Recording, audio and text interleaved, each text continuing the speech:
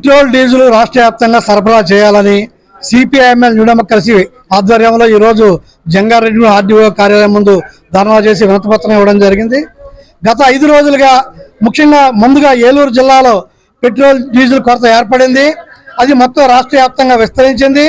ఈనాడు రాష్ట్ర ముఖ్యమంత్రి చంద్రబాబు నాయుడు గారు చెప్పేది ఏంటంటే డీలర్లు పెట్రోల్ బంక్ యాజమాన్యాలు బ్లాక్ చేస్తున్నారు, వారి మీద చర్యలు తీసుకుంటామని చెప్పి వారు చెప్తున్నారు.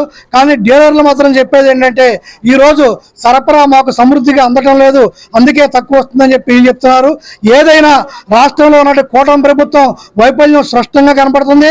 ఒక పక్కన యుద్ధం జరుగుతుంటే ఈరోజు ఆ పర్యవేక్షణ లేకుండా వదిలేయటం వల్ల పెట్రోల్ డీజిల్ బ్లాక్ మార్కెట్కి వెళ్ళి ఈరోజు బ్లాక్ మార్కెట్ చేసి ఎన్నికలు అయిపోయిన తర్వాత 29 సాయంత్రం నుంచి పెంచుతారనే ఉద్దేశంతో లక్షల లీటర్లు ఈరోజు రాష్ట్రంలో బ్లాక్ మార్కెట్ చేశారు. ఇది దుర్మార్గమైన చర్య. ఇప్పటికైనా ప్రభుత్వం స్పందించాలి.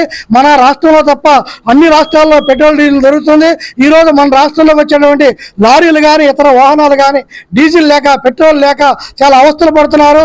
రాష్ట్రం పరిస్థితి చాలా అధ్వానంగా తయారైందని చెప్పి ఈరోజు విమర్శలు వస్తున్నాయి. ఇప్పటికైనా కూటమి ప్రభుత్వం స్పందించి ముఖ్యమంత్రి వెంటనే స్పందించి అన్ని జిల్లాలకి పెట్రోల్ డీజిల్ అందే విధంగా యుద్ధ ప్రాతిపదికన చర్యలు తీసుకోవాలని మేము డిమాండ్ చేస్తున్నాం.